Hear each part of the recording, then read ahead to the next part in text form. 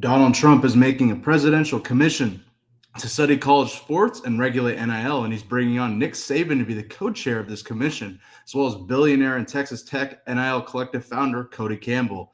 8-year NFL veteran Tank Johnson joins to discuss this, Chicago Bears draft picks, and more.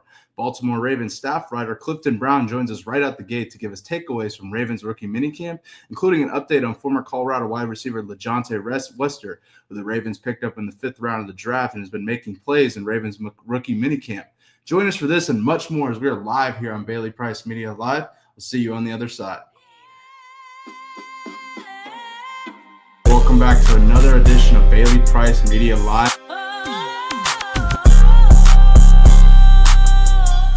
Bailey Price Media Live.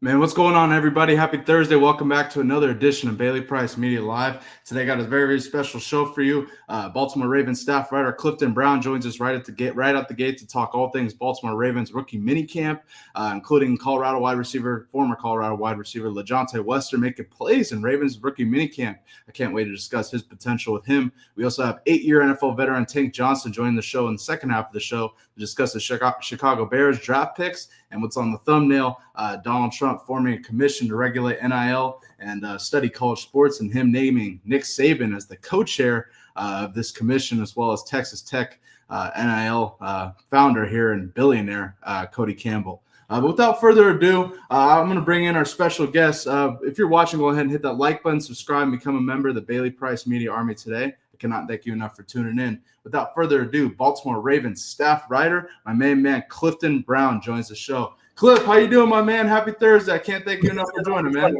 Happy Thursday, Bailey. Thanks for having me. How you doing? Man, it's a great day, and have a great day, my man.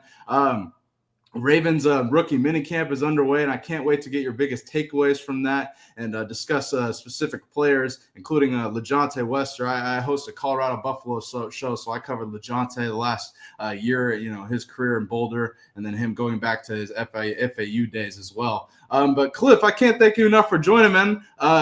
Ravens Rookie Minicamp is underway, and it's mostly, I don't know if you want to say walkthrough, so to speak, but it's, light and early, so to speak. But I wanted to get your biggest takeaways so far from Ravens Rookie Minicamp before we dive into some other topics as well. Well, I guess the biggest would be, Malachi Starks was the number one pick, a guy who's expected to really play a lot, maybe even start as a safety. He started as a freshman at Georgia, which is pretty impressive to me. Yep. And now with the Ravens playing next to Kyle Hamilton, he's supposed to be the guy who can really play center field and allow Kyle Hamilton to do all the things that he can do. So Starks, really impressive young guys. You got to keep reminding yourself that he's only 21 years old when you talk to him. He's got an old soul, knows the playbook and football back and forth. He looks like a guy who's not going to make a lot of mistakes as a rookie, going to know the defense well. So he was impressive. Mike Green, a second-round pick, led the college football in sacks with 17. Mm-hmm. The Ravens really just want him to come in and do that. If he does that alone, adds to their pass rush, then it'll make their defense even better. And then, of course, your guy, LaJohntay, I'm sure we'll talk about him, but they really think that, he could be their returner this year. That's kind of why they drafted him first, to be the number one returner. They really didn't have one last year. They kept looking for one guy to take that job. No one ever really did. So Wester, they think, can be that guy. And then you never know. I mean, he starts there. He could work his way up the wide receiver ladder. Even if it doesn't happen this year, it could happen in the future. But definitely an explosive guy. And I also should mention the new kicker, Tyler Luba. Obviously, Justin Tucker was released a few days ago. Tyler Luba was at Arizona. Looks like he's going to be their kicker this year. He looked good at rookie minicamp. And, yeah, you never know about a young kicker till you put him in that spot. But he's got a really strong leg. And if he is a kicker, I mean, the Ravens are going to have a new kicker now for the first time since 2012. So Tucker held down that job for a long time very well, but he's gone. So those are the main takeaways. Absolutely, man. I love to hear that. Let's highlight LaJohntay here. So you guys, the Baltimore Ravens drafted LaJohntay Wester in the 6th round of the this year's draft here, and LaJohntay comes from the University of Colorado. Obviously played slot in that offense with Coach Prime and Shedeur Sanders as their quarterback. He actually got a lot of action here in an offense that was Shedeur Sanders, Travis Hunter dominant, so to speak. He really made a name for himself. I don't know if folks remember, but he was actually the one who caught Shedeur Sanders' Hail Mary in the Baylor game. Unbelievable catch and an unbelievable throw in that game. But as we get a first look here at LaJohntay and Ravens Rookie Minicamp, you brought up that fact. LaJohntay, being a return guy for the Ravens here. I believe their Ravens GM DaCosta actually mentioned this, LaJohntay being a return guy. We saw LaJohntay return punts and kicks for Colorado this past season, taking one in the house against Oklahoma State this past year. But, man, LaJohntay Wester is an explosive wide receiver in the slot, like you mentioned as well. Really, really shifty, really, really quick, and change of direction. Unbelievable. Let me ask you, his potential as a wide receiver for the Ravens, what are your thoughts on that? They drafted him in the 6th round, a late-round pick, but I think he's really looking forward to getting a chance to play with Lamar Jackson here. And then second part to that question, you mentioned him in the return game. Do you think he's going to be that main guy in the return game for the Ravens? Go ahead. Yeah, well, first with the receiver part, I guess you could look at it two ways. One, the bad news is there's a lot of competition there, obviously with Zay Flowers, Rashad Bateman, signing DeAndre Hopkins in the offseason, Tylan Wallace coming back. The Ravens are deep at wide receiver, but the good side for that with LaJohntay is he won't be have to rush to carry a big load right away. He can learn from a lot of veteran guys who've already done it at this level.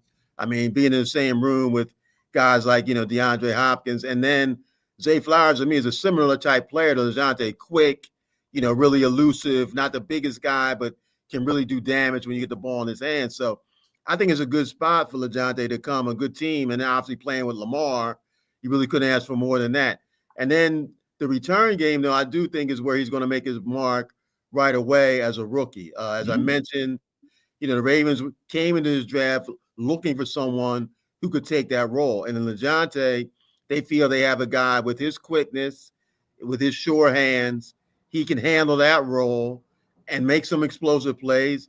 If he takes a couple of the house during the season, that could make the difference between winning or losing a game, and then grow as a wide receiver. So far, so good. It's early impressions at rookie minicamp, but yeah, they are looking for a guy with his skill set and feel like he can do the job. Absolutely. And LaJohntay, as a wide receiver, 1,000-yard wide receiver in his days at FAU, comes to Colorado, like I mentioned, Shedeur Sanders, Travis Hunter, dominant offense, so to speak, but still has damn near 1,000 yards, hell of a year in the return game.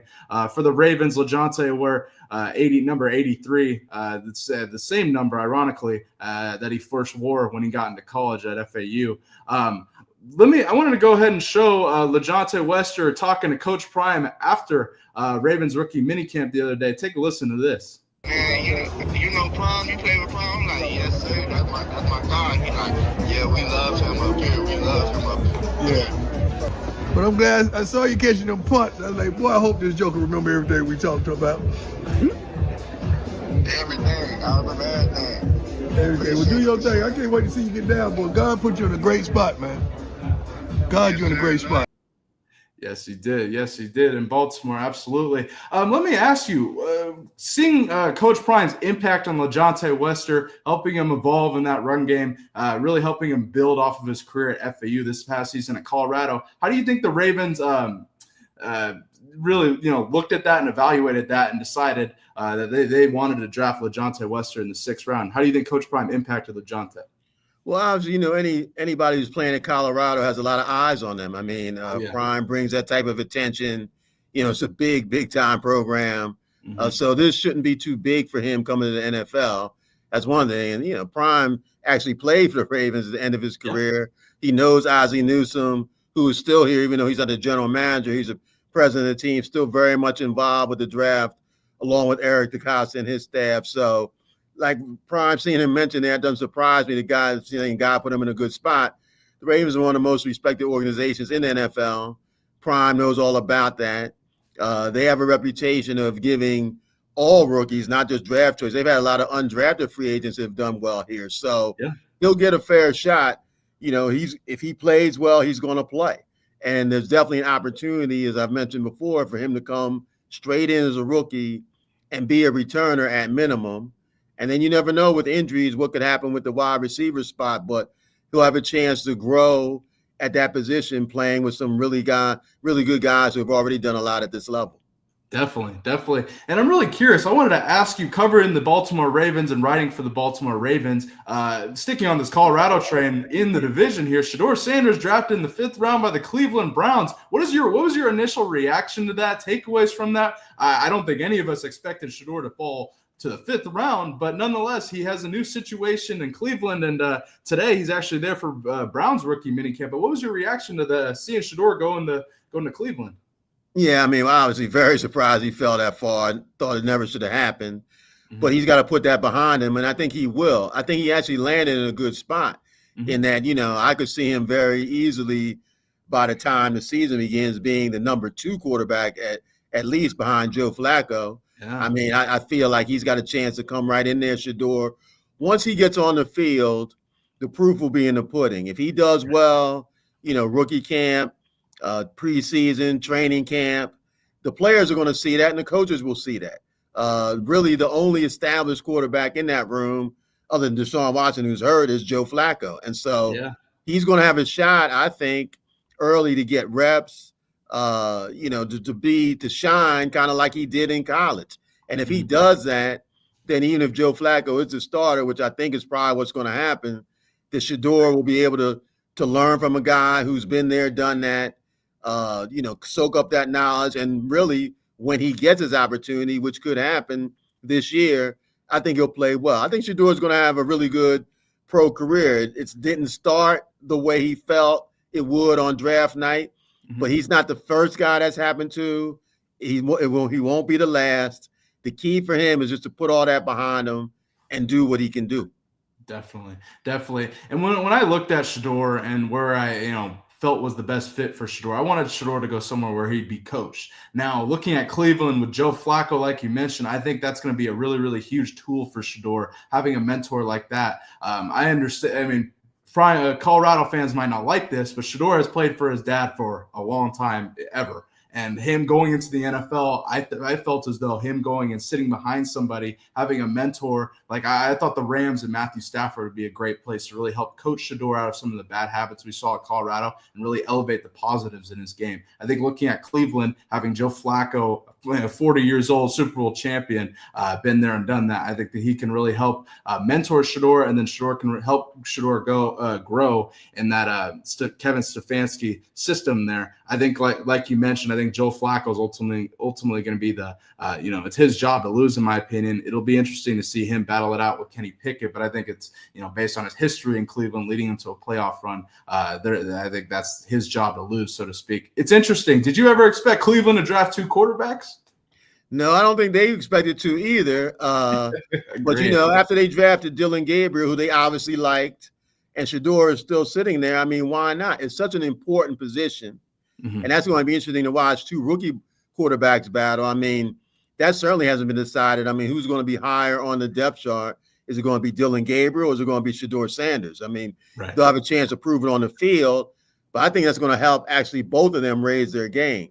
And so, the Browns, they obviously, with the Deshaun fiasco, they needed a quarterback when this season ended. They knew that they were going to have to address that position. They did it with a veteran in Flacco. Now they have 2 young quarterbacks, not just one, who they can look at along with Kenny Pickett. So they certainly brought in enough arms. It's not like they didn't do anything at that position. And it'll shake out the way it shakes out. But I think for Shedeur, it's a good situation in that, he can see that if he plays well, he probably won't have to wait forever to get his shot as a starter there. And Kevin Stefanski, as you mentioned, I mean, he's definitely, to me, he's an offensive coach. He's been NFL Coach of the Year twice. He's worked with good quarterbacks in the past. I think that's a good quarterback or good coach for Shedeur to be paired with as well. Absolutely, absolutely, and well said, Cliff. I wanted to go back and focus on the Ravens minicamp a little bit more here, and talk kicking here, so to speak. So on Monday, the Ravens released Justin Tucker. John Harbaugh said it had everything to do with football. This is in the wake of Justin Tucker being accused by 16 Baltimore area massage therapists of inappropriate behavior between the years of 2012 through 2016. But now we get a chance to get a first look at his replacement here, so to speak, Tyler Loop, coming from the University of Arizona. Loop was also named a semifinalist for the Lou Groza Award this past season here. Let me ask you, Cliff, what was the reaction to Ravens releasing Justin Tucker? He's obviously been there for a long, long time, had a lot of success, maybe a little rough season this past year, but nonetheless, overall, I think he's had a great career in Baltimore here. What was the reaction to his release, and then how confident are you in his replacement, so to speak, but Tyler Loop in specific? Go ahead. Well, there's no question Justin Tucker had a great career here, but I think everybody knew that after the allegations and then them drafting a kicker, in the 6th round, that this was certainly not, I don't think, a shock that this happened. Tyler Loop, he's a guy who kicked a 62-yard field goal, school record in Arizona. He's got one of the strongest legs in the country. He is a guy who looks the part of a guy who can just come in and be their kicker for a long time. Now, to me, with all kickers, you never can be certain until the bright lights come on and they get in that first couple of situations where it's a game winner, pressure kicks, and he's joining a team with Super Bowl aspirations. So he's going to be put in some big spots, and we'll have to see how he comes through when those spots arrive. But certainly, with his mechanics, the strength of his leg, everything you hear about him, he's a hardworking guy who really takes his craft seriously. I think the Ravens have an excellent special teams coaches here. Randy Brown, their senior special teams coach, he spent time really looking at all kickers in this draft and felt that Loop was the guy that they wanted. So they felt really happy to get him in the 6th round. He's the first kicker the Ravens have ever drafted in franchise history. So that shows you that they feel that he's a guy who's going to be their kicker. And the ball sounded good coming off his foot at rookie minicamp. It's still early, but he has that pop in his leg where when he hits it, notice it gets your attention. Absolutely. And I wanted to go back and ask you maybe a tough question here. Do you think Justin Tucker is going to land anywhere else, or do you think that because of the allegations, because of the investigation, I don't think they gave an answer to the Harbaugh and the Ravens. I don't think it's concluded by any means. Do you think his career is over by chance, or do you think he lands with another team? Well, none of us really know. It's kind of like answering the question. I mean, the NFL is investigating, the accusations. So that will shake out whenever it shakes out. And then when that's over with, then we'll have to see what happens. I mean, Tucker did not have his best season last year, but he's a guy who's made many clutch kicks in his career, and he's 35 years old. We've seen kickers kick into their 40s. So, it's hard to predict before, the investigation concludes, but, I wouldn't say for sure that it's over, and I wouldn't say for sure that, that he's going to go on. But yeah, I mean, I think at this point, we just have to wait to see what the investigation, the result of that, and then we'll have a much better idea what the future holds for him. Absolutely. I was just curious. I wanted to get your perspective. Someone who has covered Baltimore for a long time, just his future here. We'll see what the conclusion of his, the investigation stuff. But nonetheless, going back to Tyler Loop here, I really think the Ravens will be just fine in the kicking game here. We got to see Loop this past season because Colorado played Arizona in Tucson and kind of whooped them. But nonetheless, still Tyler Loop a little bit, maybe kick a field goal, an extra point, and blowout loss here. Cliff, my final question to you, and I can't thank you enough for joining on this beautiful Thursday. What are the Ravens and Lamar Jackson, what do the Ravens got to do to get over that hump, get to a Super Bowl, and win a Super Bowl? What do you think, in your personal opinion, is the biggest thing that they got to do to get over that hump? You got Derrick Henry this past season. I think that really took a lot of pressure off Lamar Jackson. I think I think his numbers are evident of that in his play this past season. But what do you, in your personal opinion, is the next step here to get the Ravens over the hump and get to the Super Bowl? I think they just have to keep knocking on the door. They have not played their best football in the playoffs in these last few years, but you have to keep giving yourself opportunities. I don't think the Ravens need anything that they don't have. I don't think that they need, a certain player or to address a certain position. Mm-hmm. I think they have everything they need to win a Super Bowl. Definitely. And I think that the more times that they are in playoff situations, the more likely it is that they will find the key to breaking through. But Lamar Jackson's coming off his best season ever, even though he didn't win the MVP. In my opinion, it was his best season. Mm-hmm. Derrick Henry's coming off an almost 2,000-year season.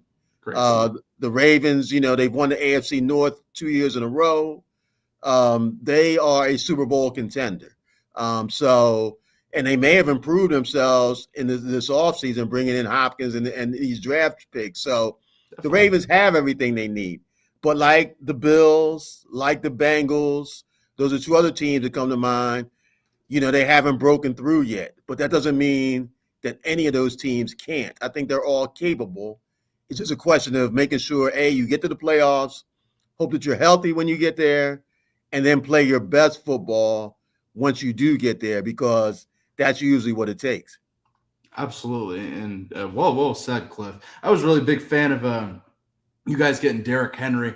You guys decided to take Patrick Ricard, a 300-pound defensive lineman, and put him at fullback. I was a big fan of that. And then you got Derrick Henry. I thought Derrick Henry was going to be the thing that puts you guys over the top. Now, I think this past season, getting the pieces in the offseason, like you mentioned, keep knocking at that door. I think it's only a matter of time with Baltimore. And Patrick Ricard got to be my favorite player on there. I love that they do that and did that. That's old school. I love it. But Cliff, I can't thank you enough for joining. It's been an absolute honor here on this beautiful Thursday, getting your insight from Ravens Rookie Minicamp, including LaJohntay Wester, who I'm a big fan of and covering, at the University of Colorado. I hope you have a great Thursday, my man. I can't thank you enough for joining.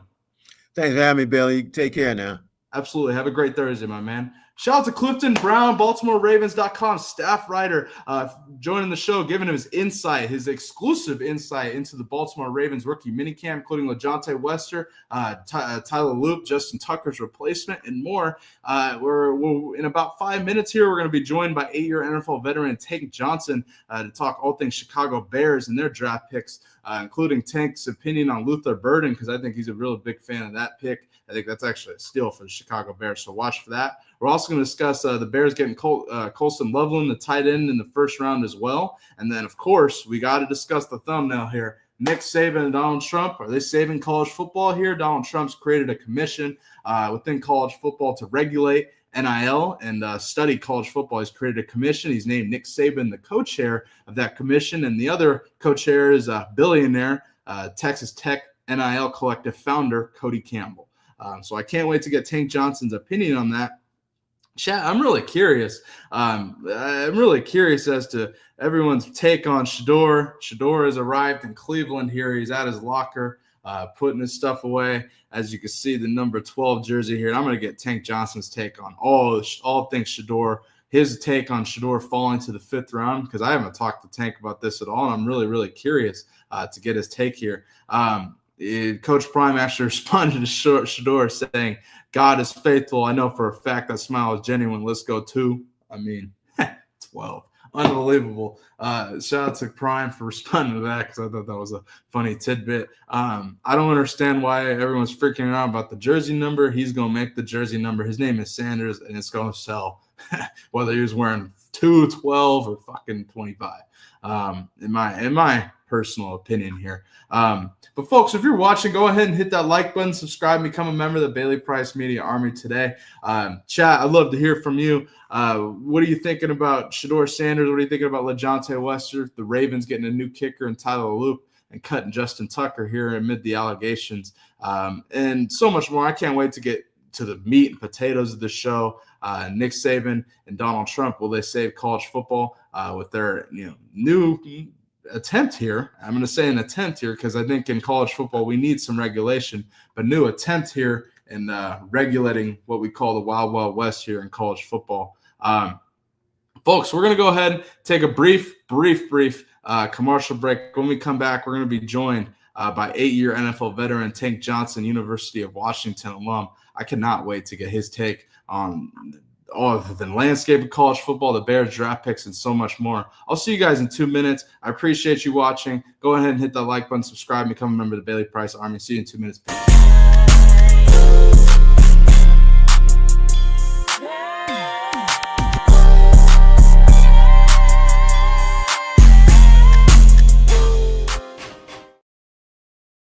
Oklahoma signs Cal transfer running back Jaden Ott. I think a huge signing in the transfer portal. Ott joins that running back room at OU with the Littleton, Colorado product, Gavin Sawchuk. You guys got, what's his name, Taylor Tatum, Javonte Barnes, and several others well in that running back room.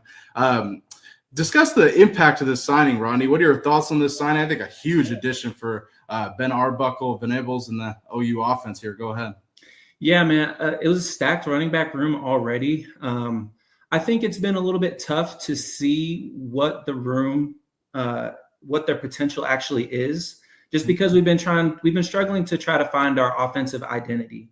And it's tough for running back to really settle in, especially when you got a group of them that are so talented. And Gavin Sawchuk, Javonte Barnes, Taylor Tatum's been getting some burn. You know, he's a dual sport athlete playing baseball for us right now. Yep. And Xavier Robinson, too, late in the season really started to kind of prove his worth.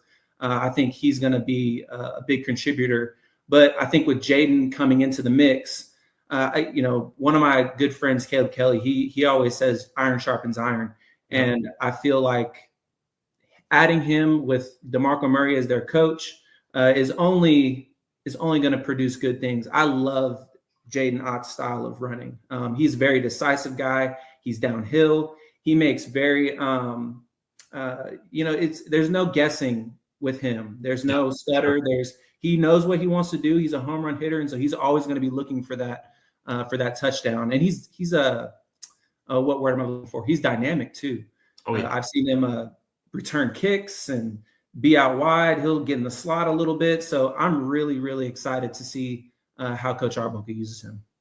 Absolutely. And going to, where Ott ended up leaving, Cal has seen what we call a mass exodus, so to speak, of their running back room. 5 running backs entering the portal here within 48 hours.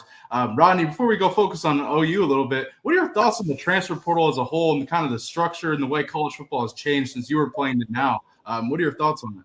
It's crazy. I have a love-hate relationship with the transfer portal. I understand it. I get it. There are guys in situations that, they go to a school to just try to prove their worth and want to jump to a better situation, or maybe they're getting buried underneath political reasons and they want to jump to another school. Like the list goes on and on as far as why anyone would hit the transfer portal.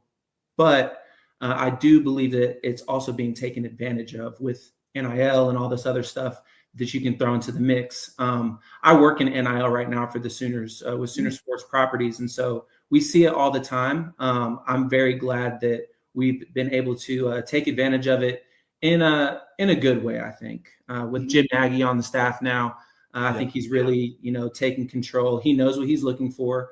He's, been proven to, with the Senior Bowl, being director of the Senior Bowl, and then all of his NFL experience, he knows what kind of athletes he wants, what kind the Sooners want. And so Jaden Ott was a great grab for us. Transfer portal worked out in our favor in this case. Yeah, absolutely. Absolutely. And focusing on Ott a little bit, I wanted to ask you about him and his potential in Arbuckle's system here. Arbuckle every year, I believe, since he's been an OC, has had a back at least get 100 yards receiving. I know it's not a lot, but still. What do you expect about Ott's potential in Ben Arbuckle's system here for OU? And then you got Mateer reunited with Arbuckle as QB1. Go ahead. I'm really excited for Coach Arbuckle. What stands out to me in all of his offenses and what I've seen thus far is that he's very good at getting the ball in playmakers' hands, meaning like he schemes up certain plays, certain systems, certain formations for players. And that's a testament to the study that he does on other teams, the scouting that he does. But it's also a testament to the connection that he has with the players.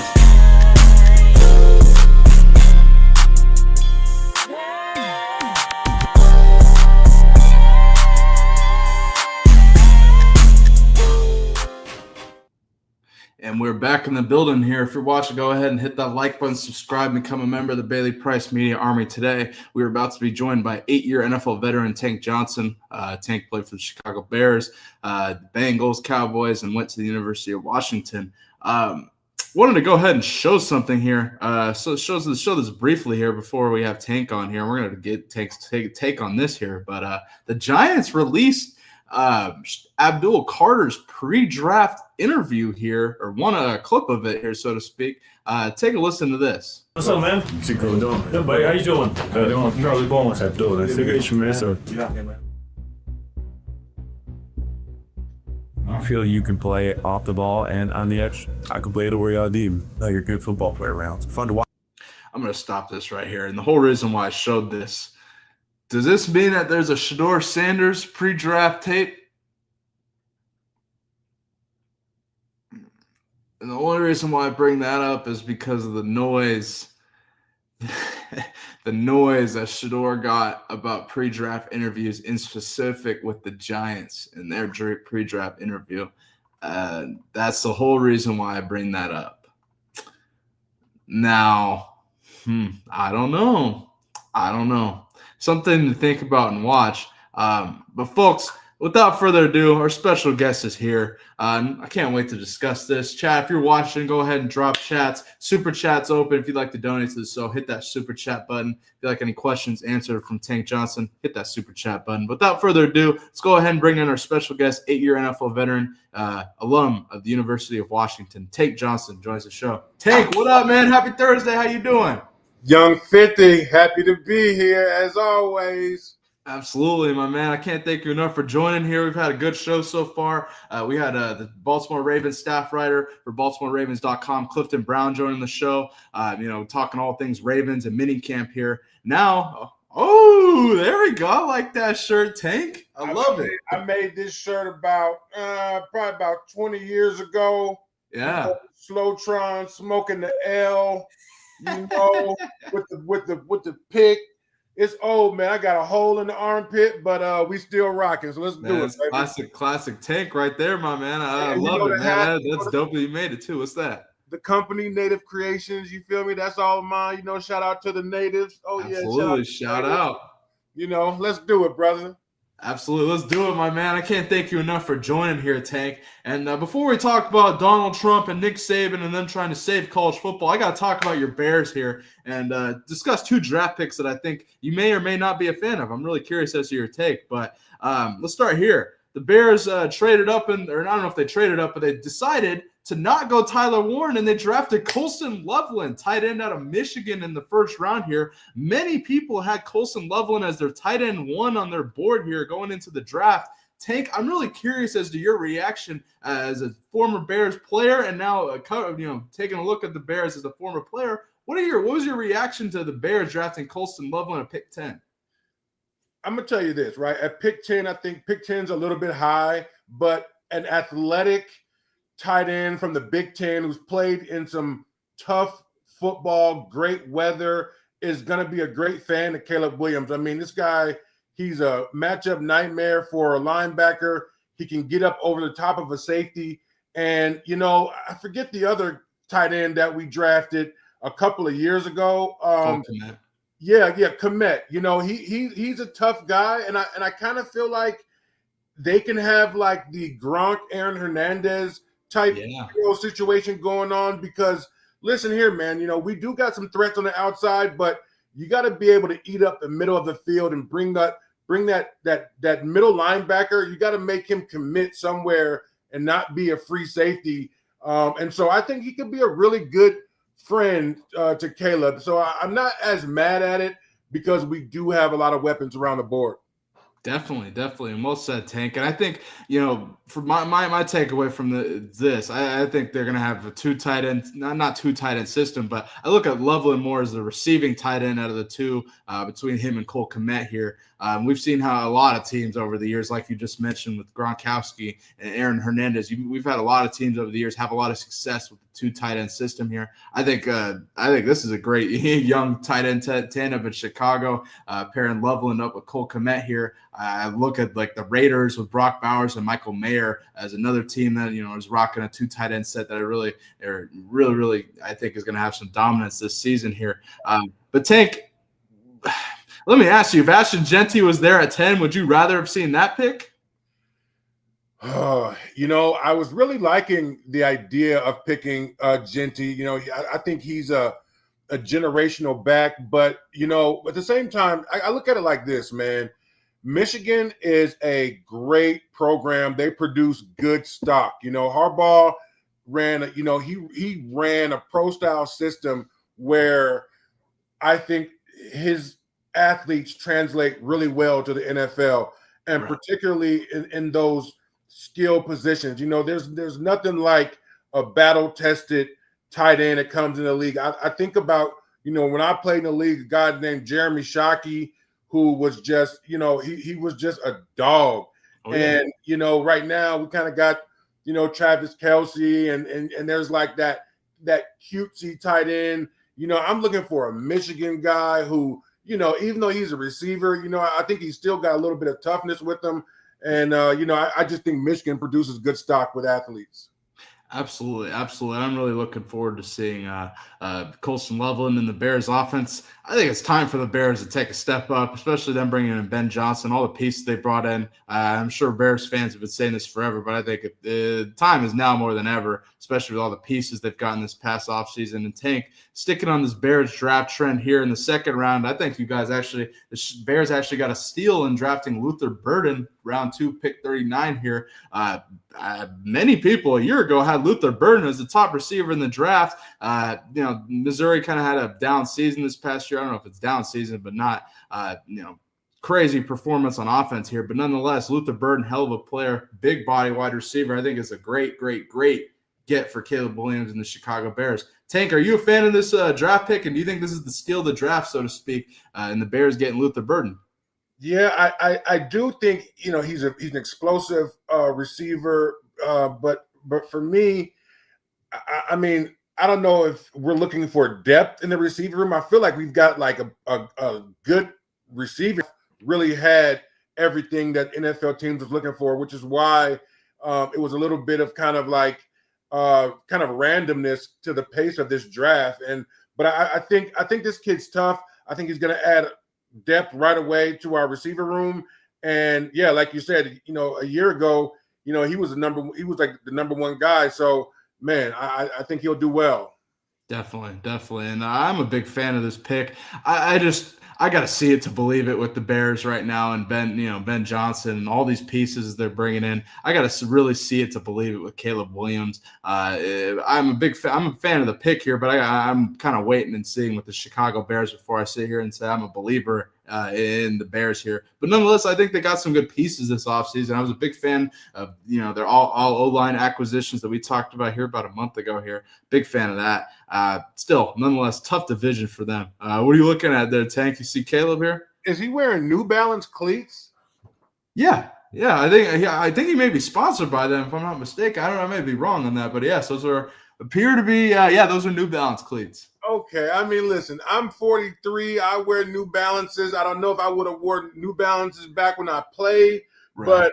But man, I really hope Caleb comes into his own, man. Like, I was hard on him. I'm tough on the kid because I didn't like him coming out of SC. I didn't like him as a number one pick, but we're here now. He has the keys to the Chicago Bears kingdom, and man, like, I hope I was wrong. I just hope he does well, man. Takes that next step. No, I agree with you, Tank. And like I said, wait and see here, because Ben Johnson, there's all the pieces there, Tank. All the pieces are there. I think a lot of the pieces are there. They're in a really tough division, though. Really tough spot. First-year head coach and Ben Johnson. Well, let me tell you a story. Yeah. So, when I was trying to figure out how to cook gumbo, me and my wife, we went to the store.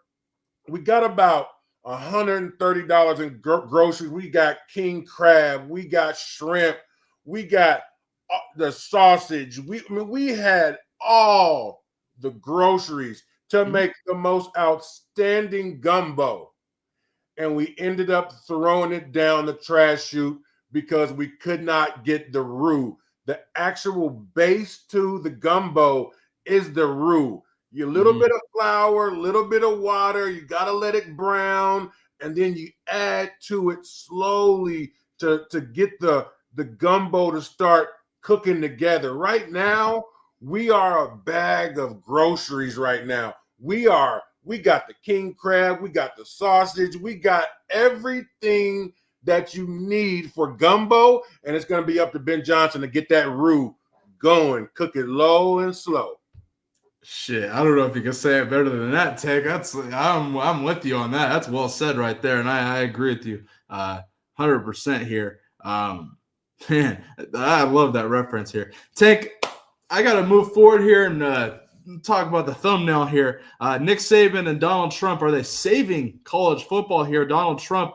President Donald Trump has created a commission here, presidential commission, to study college sports and regulate NIL. And now, Tank, this is a really interesting thing here. I don't know how I feel about government intervention when it comes to regulating college sports. I kind of think that this is the NCAA's job and not the government's job. But nonetheless, President Trump has created a presidential commission to regulate and study college sports. He's named Nick Saban and Texas Tech NIL Collective founder Cody Campbell as the co-chairs of that collective here, or of that commission here. And this would put Nick Saban kind of as the commissioner of college football. I don't know. They're trying to figure out a solution to all the unregulated regulations, so to speak, in Wild Wild West in college football. But Tank, I'm really curious as to your take on this. Are you a fan of this? Are you opposed to this? What is your takeaway from this? I'll tell you, this is what I will say. Listen, when it comes to college football, we need some decisive adults in the room. I feel like right now it's being overran by the students, the kids. And that is great for the kids. There's a lot of money. There's a lot of mobility, the ability to transfer here, there, everywhere. But it feels like it's cheapening the product of college football when, John Smith on the tackle. Last year, he was at Alabama. Before that, he was at Clifton. Before that, Ohio State. And before that, he was at Marshall. And it's just becoming ridiculous, right? And so I do think there needs to be some decisive adults in the room to help, I would just say, like, strangle and just consolidate like all the fluff, right? Get rid of all the fluff, make some really specific transfer rules, make some real specific hard numbers for each team for NIL. I think Nick Saban is a great guy to do that. I think, while he was a head coach, he had a lot of ideas of how the NCAA should be governed. And obviously as a coach, he could not, implement any of that stuff. But I think in this role, I think he would do better. I mean, as far as, President Trump, being involved in it. I mean, listen, man, Trump is he's a good guy in terms of putting people in place to do things. And I think this will add a little bit more like predictability to college football, a little bit more cohesion. At least I hope it does. And I mean, the NCAA, listen, man, they've been asleep at the wheel for so many years, man. And it's frustrating because, once this NIL got up on them, you can tell they were overwhelmed. They didn't know what to do, so they did nothing. And I think something does need to be done to kind of make this thing a little bit more calm and predictable. Yeah, no, I 100% agree with the sentiment take. There's something needs to be done here. The way it is, it ain't gonna be this way forever. It needs to change. It's too unregulated. I'm not opposed to players being paid at all. In fact, that's something I've wanted, and I think everybody has wanted for a really long time. But I think the system of it is flawed, so to speak. Now, looking at Trump, I ain't got no problem with Trump either. I don't know how I feel about the government regulating this. I want the NCAA to regulate their own product. Why have the NCAA if Trump has to regulate college football? I don't understand. The NCAA is powerless. I mean, I think he's kind of forcing their hand, if you will, right? Like, I think this is collectively telling them do something, because I mean, I don't know exactly what he's gonna. I mean, it's a presidential commission to study sports, and so I don't know what that means tangibly in terms of like deliverables. But Me neither. but clearly, this is going to light the fire. I hope it lights the fire under somebody's ass at the NCAA and says, well, shit. I mean, it's gotten so off the rails that the president is trying to like get this thing back in order. So I hope it, motivates somebody at the NCAA to do something, maybe in conjunction with the White House or whatever. But like, you know what? I mean, listen, Trump is probably the most accessible president that we've ever had, meaning many people can get to him and get some information to him, and he will try to do something.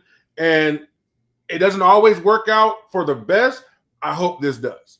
Yeah, me too. I hope that this does, because the NCAA ain't doing shit. I think, like you mentioned, this will push somebody to do something, or at least I hope it will. Ironically, I can't believe I'm bringing this up, but Trump commented about Shedeur falling in the draft. What happens? He gets drafted. I'm not saying it correlates at all, but I'm saying I think he's pushing to try to get something to happen. I think it definitely got somebody to, a lot of these owners are big time Trump supporters, and he puts the word out there. Listen, there's no middle ground with Trump. You're either on his good side or you're his enemy. And I think anybody that does something on his good side, listen, you've got access to him. You've got his ear. So if, he says do something and you do it, listen, hey, man, I got your tweet. I did that. And you're going to be forever in good favor with DT. So, man, I mean, like I said, I hope it does something good. No, absolutely. Absolutely. And Tank, let's go to Shedeur. I'm really curious as to your take. Shedeur Sanders fell to the 5th round and was drafted by the Cleveland Browns, pick round 5, 144 here. And the whole world lost their minds about this. I don't think anybody expected Shedeur to be drafted in the 5th round and fall that far.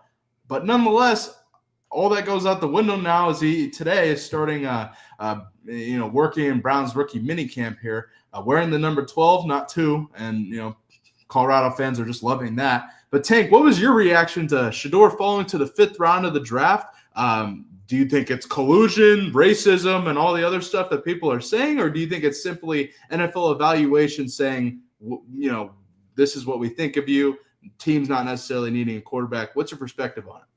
I think the picks 1 through 5 are for generational talents.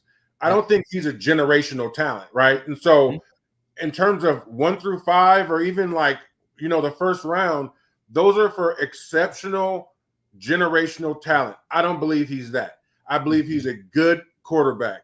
And once you get out of that first round and now you become essentially a backup, you can slide anywhere from 2 to 5, because now it's just a form of need. And if you look at the NFL, to be quite honest, I mean, there was only maybe like 6 or 7 teams really in play for him. Yeah, true. They didn't really need a quarterback. Yeah, and not even really that many teams in play for a quarterback. And so I feel like people are missing the boat on that. Like, one, it wasn't a really like, a lot of teams have solidified veteran quarterbacks. There's a very small few who needed a quarterback. He's not a generational talent. I think Deion and those guys may have overplayed it because they lived in a silo up in Colorado where they were the talk of the town, the buzz of Boulder, and they don't really understand like what's happening outside of that silo.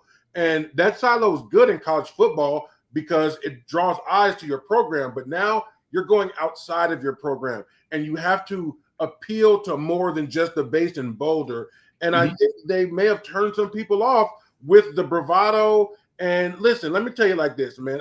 I think personally, Deion knows that his son, neither one of them are not really exceptional players. So he knew that he needed to help his son. And he may have helped him way more than he needed to. But I feel like if Deion would have known that his son was a generational talent, he would have sat back and let the process go. Because if you know that your son is head and shoulders above the competition, you don't got to sell him. You don't got to tell anyone anything. People are going to tell you that. And I think Deion, I mean, the kid has never really even been in a competition for a spot. His dad was his little league coach Trinity High School, Jackson State, Colorado. You're in QB1 from the drive to the park, right? And so the kid's never competed. The kid's not very big. He's not very fast. He's not very strong. And so I think Dion definitely knew that shit, man. Deep down in his heart, I may have to get him over the hump and use my influence to influence some of these people. And I think he misplayed his hand. No, 100%, Tank. You really put it really well. I mean, Shedeur has been coached by his father for a long time. They are I bubble, like you said, in Colorado. It's exactly what it was. From the end of the season to Colorado season to the draft, the draft happening.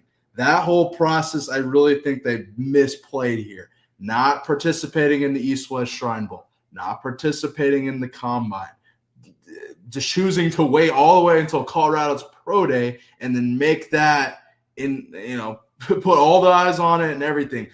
The pre-draft meetings with, certain teams here where you're hearing, Matt McChesney's, talked to a lot of people and said that Shedeur came in with his headphones on. If he didn't think the team was going to draft him, that he kind of was nonchalant with those teams.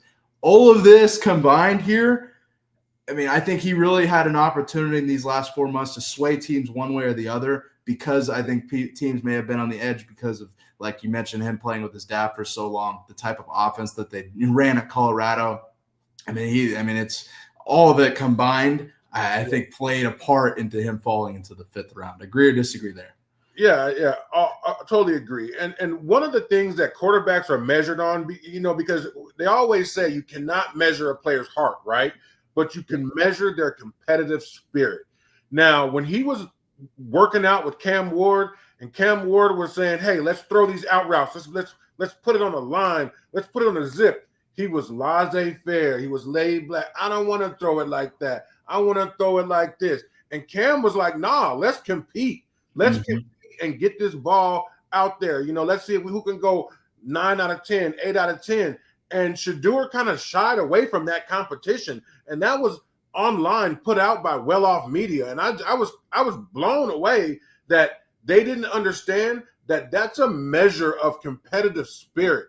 Like the fact that he didn't dig in and say, "Fuck this, man, let's go, let's get it popping," and he kind of made excuses to kind of back away. That showed right there that Cam's competitive spirit was far above Shedeur's. And that's the thing that Tom Brady, that's what made Tom Brady a compulsive, obsessive winner, was his competitive spirit. Yeah, absolutely. And Tom Brady telling Shedeur 2 years ago, stop focusing on the cars, focuses on, the film and stuff on the field here.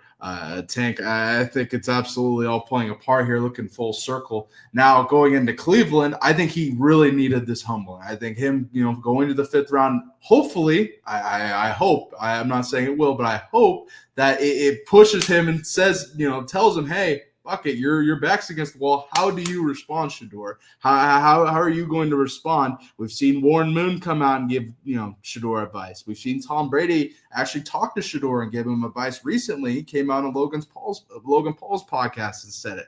Now it's really, how does Shedeur respond to this situation in Cleveland? Now looking at the situation in Cleveland, 4 quarterbacks. You got Joe Flacco, who I expect to lead the way. You got small hands Kenny Pickett in the room. They drafted 2 quarterbacks, Tank, with Dylan Gabriel and Shedeur here. Interesting situation in Cleveland, and then you got Deshaun Watson on top of all of it, but he's done for the year with his Achilles, obviously. What are your thoughts on the whole thing? Go ahead. My bold prediction is he'll be in the UFL in 2 years. He'll be in the UFL in maybe 2 seasons. I firmly believe that where you start at in the NFL has more to do with your trajectory than anything. If you go into a bad culture, a team that's got historically bad juju, I'm going to tell you, it makes a big difference. I had a buddy, Reggie Williams, Khalif Barnes. They got drafted to Jacksonville, and I'll just say Jacksonville did not have the type of leadership that is conducive for a guy to have a long-lasting career. Right. Although Khalif played, 12, 13 years, it was a series of 1-year deals. My career wasn't necessarily the longest, but I went into an environment with veterans like Olin Kreutz, Brian Urlacher, who, even though I got in trouble, those guys fought for me.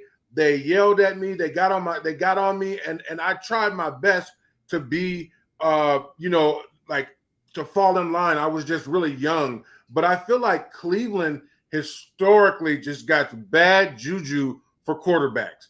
With Manziel and all the bullshit that's happened with Deshaun Watson getting $250 million guaranteed and not really playing up to that standard.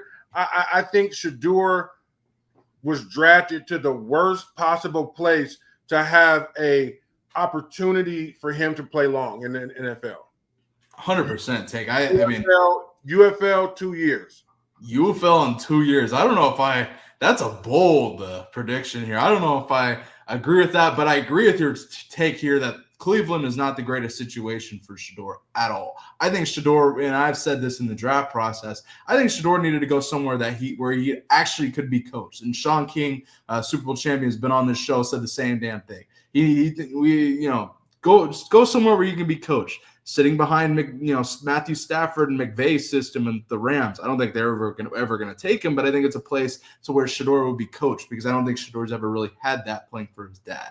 Now, looking at this Brown situation here, it's going to be really interesting to see how he develops in Kevin Stefanski's system. I think having Joe Flacco there, 40 years old, having a Super Bowl championship under his belt will help him. But it's interesting, will Joe Flacco actually choose to mentor him? We saw the situation with Lamar Jackson a few years ago. Now, having Dylan Gabriel in the room, I hope forces Shedeur to buckle down and take Warren Moon's advice, go out there and compete, go to work, so to speak. But what are your thoughts on that? Go ahead. He's got to go underground, work his ass off, and catch lightning in a bottle, right? He's not going to – I mean, listen, there's only so many reps that are going to happen in practice. The ones get 6, the 2s get 4, the 3s get 2, and then we're on to the next period. And so in order for him to do well, he's going to have he could go into a preseason. I've seen a guy get 6 sacks in a preseason game and get cut the next day. So even if he goes out there in preseason and has moderate success, that just doesn't really guarantee you anything in a room like that. And so no, does it? I just think that he went to the worst possible place that he could have went to with his situation, because they're gonna be putting the camera on him, checking his stats, checking his how he's doing compared to the other quarterbacks. And in order for him to even be considered, he's gonna have to play well. It's gonna take an injury or two and a couple of prayers from Dion for him to really even make it to I think he'll make the practice squad 1 year, maybe practice squad the next year, and then after that, I think he'll be out of there. If Shedeur Sanders is on a practice squad, do you think he would be plucked at all, or do you think people wouldn't be interested in him for whatever reason? I just don't think that. Listen, he got sacked that many times because he's not fast. He does the same thing Caleb Williams does in terms of the pocket breaks down, roll out, and get out to the perimeter. He's just not fast. Oh, yeah, he's not. I don't think he's as good of an athlete like Caleb by any means. It's going to be even worse. Yeah. So if your instinct is not to climb the pocket, keep your head downfield, and deliver the ball, you're already at a quarterback deficit off the rip. What's downloaded in him right now is going to have to be uninstalled, and he's going to be doing something unnatural to him, which is what we've seen Caleb Williams do this last couple of years, but he's been trying. He's trying to climb the pocket. He's a little bit late with his throws, but he had to uninstall all that natural stuff and go with the game. And I think Shedeur is going to have that, but I don't think he's going to get the amount of reps to be able to translate that into a post-September football game in the NFL. That's a big feat.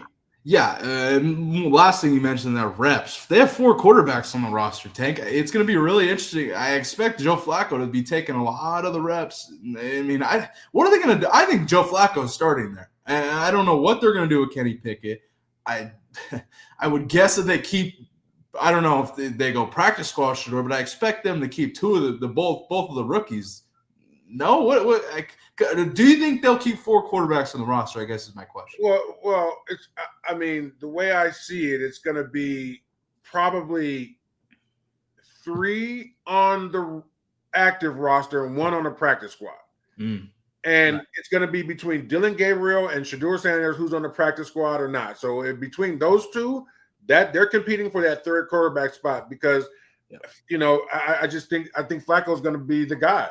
I agree. I think it's Flacco's job to lose. Kenny Pickett, it's interesting because they traded DTR, Dorian Thompson, Robinson, the quarterback, and a pick, I believe, for Kenny Pickett. So it's interesting. I don't know, but I'm a Flacco guy. I think he really had a lot of success in Cleveland, and I would like to see that same thing again. And I think he's the one quarterback that he's good at what Shador is not, if that makes sense. Not in every way, but I think in a lot of ways. I think a lot of Shador's bad habits, Joe Flacco does really, really well. And that's why I'm saying Shador needs to go somewhere where you can be coached out of his bad habits, like you mentioned, rolling backwards, taking a bunch of sacks, holding onto the ball too long, et cetera, et cetera. Let me tell you, Joe Flacco is the white dude that pulls up to the court with the Russell Gray shorts, the white tee tucked in with a knee brace on that's going to give you 7 out of the 11 points. Yeah, you're going to give me hell. An assist on the other 4. And you're like, damn, how does old dude, fill it up like that? It's just because, listen, he's not going to do what he can't do well. He's going to stick to moving the chains. If it's by 5 yards, by 10 yards, or by 50 yards, he's going to take what he can get. And I think these young quarterbacks coming out of college are just haven't had that high level of football. I mean, listen, college football is a shit show in terms of like competition. You got defensive backs with 4 transfers that never played together. So, there's no cohesion in college football secondary like it used to be. It used to be most of the DBs, there was like 3 or 4 guys from a DB group all going to the league together. Now, because of the transferring, it's like, 1 guy from here, 1 guy from there. And that's who he was playing against. 1 good corner a week. Now he's going to be playing against a unit. And that is much more harder for you to complete a pass against than 1 stud guy. Yeah, absolutely. That's very well said, Tank. And going back to our transfer portal conversation from earlier, that's a great point. Man, it's the only other person I've ever even heard mention that is JV. It's trickling upwards, Tank. Well said, Tank. My final question to you, Tank, and I can't thank you enough for joining it. What do you think about Abdul trying to wear 56, Lawrence Taylor's number, and Phil Simms' number 11 for the Giants? What is your take on that, reaction on that? Did you have a problem with that? I'm curious. Go ahead. I'm just more happy that he asked the right motherfucker, LT. LT said no. Listen, you can always ask.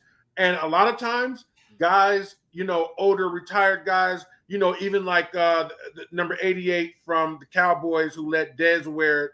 I'm drawing a blank. Yeah. And, a lot of times you're like, those guys are in a position where it's like, man, if I say no and this kid's a superstar, then, that's going to, lose opportunity for my name to come up in conversations. And this can get my name back out there.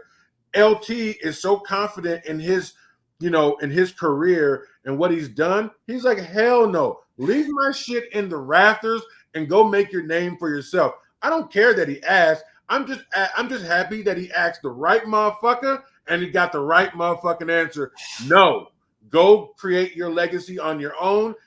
Doesn't mean I don't like you. Doesn't mean I don't support you. But nah, man, they're not finna climb up to the rafters and get my jersey down for you. You ain't done nothing. And if you do something, do it on your own. Man, I had an odd feeling you would have that said. I'm with you, Tank, 100%. I'm really glad he asked LT because LT was like, hell no, I ain't doing that. Like, I love it. And it's not even the way he asked, like, I don't know if you saw the draft night video with Micah Parsons. He went on Micah Parsons' podcast, and he's like, I'm thinking that 56 looked real good. And I'm like, damn, that's a rookie. Like, what are you doing? Like, I couldn't believe that coming from my perspective. I can only imagine you hearing that. I was just like, God, like, it's a yeah. These the kids, lack of respect from my generation is appalling. That's what I'll say. exactly, the lack of respect. Like, these kids kind of subscribe to the notion of like any publicity is good publicity to get my name out there, right? And like, but there comes a time you're coming into a league where you're asking some grown ass men and some men who they don't give a fuck about you, man. Like, we're not from this era of like jumping in pictures and putting everything we did, good, bad, or indifferent, on social media. Like, you'll never hear about the shit. The shit that you hear about from LT is minuscule to what that man, the life he's lived. And that's just how our generation carried it, man. And like, I don't wish to be like this generation at all, because they just lack respect. They lack understanding, social awareness. Like what? Like you have to lack a lot of those things to do that. And I don't know, fuck, man. I hope they get it. Yeah, 100%. It's a my generation problem, Tank. I don't get why this is the direction we go. I think social media and the phone, this plays a big part in it. You know what I'm saying? That's my personal opinion. It is. I mean, it's not a hard problem to figure out. I mean, like, kids who grew up, with that only, that's just all they know. Yeah. And even though we try to tell them, they look at us as dinosaurs, and that's fine. Because the toothpaste is well out of the tube. So, I mean, listen, best of luck to him. But, like, I'm, just like KG said, man, you know what? Like, there's no more culture. Like my analogy about the roux. There's no more roux with sports no more. It's just ingredients. Yeah. It's just a lot of ingredients, right? Like, there's no culture. There's no roux. And that sucks because you're losing that in American sports. No, 100%, Tank. And well said with the roux. Going back to that reference, I love it. Tank, my man, I can't thank you enough for joining. I love getting your perspective on all these topics here, talking Chicago Bears, transfer portal, and college football, and that little tidbit with Abdul Carter and LT saying hell no. So I can't thank you enough for joining, my man. I hope you have a great Thursday. Folks, I can't thank Tank is the man. I can't thank him enough for joining. Tank, I appreciate you, my man. Oh, man, if you call me, I'm coming running. I'm serious about you, my brother, man. Keep it up. You guys continue to like, comment, subscribe. Just follow what this young man's doing, because he's a young man of this generation who believes in putting in the work and then getting the reward, man. So continue to support Bailey Price. And, man, you'll see my face every now and again to support him. Absolutely, and amen. And Tank, I can't thank you enough for joining. I hope you have a great Thursday, and I appreciate the kind words. And I'll reach out to you offline. We'll talk this weekend. And Tank, I can't thank you enough for joining. My man, talk soon. Absolutely, talk soon. Shout out to 8-year NFL veteran, University of Washington Husky alum. Shout out to Tank for joining the show. I can't thank him enough for joining. Getting his perspective on the Bears drafting Colston Loveland. Luther Burden, curious, getting his take on Shedeur Sanders. I really, really liked his take. I think I was a genuine, unfiltered, and unbiased take on Shedeur Sanders dropping in the draft. And then getting that little LT tidbit at the end, too. That was nice. Shout out to Tank for joining the show. This has been a great show on this fine Thursday, beautiful Thursday. If you're watching, go ahead and hit that like button, subscribe, become a member of the Bailey Price Media Army today. I can't thank you enough for joining chat. Conlito's Way, Gorjan, Mike Bundy, Chris, Lucy, and everybody else who's always tuning in. I can't thank you enough for joining. We had a great show today. We also had Baltimore Ravens staff writer Clifton Brown join in the first half of the show to give a first look here and his first takeaways here from LaJohntay Wester in the NFL. Woo! Can't wait to see LaJohntay catch passes from Lamar Jackson. He also gave his takeaways and a breakdown here of the Ravens cutting Justin Tucker and their new kicker, Tyler Loop. Discuss that and so much more. And we'll be back on Tuesday unless some wild news happens, and then we'll be live Saturday. But nonetheless, we'll be back Tuesday with a surprise special guest. I'll be live tomorrow with Matt McChesney on 0 to 60 to talk all things Colorado Buffaloes football. Obviously, check out the Coach JB Show, Big Smitty, tomorrow, 9 a.m. Eastern, 6 a.m. Pacific. It's going to be a wild one, folks. Enjoy your Thursday. I can't thank you enough for watching, and I'll see you guys on Tuesday or maybe Saturday. Enjoy your day. Peace.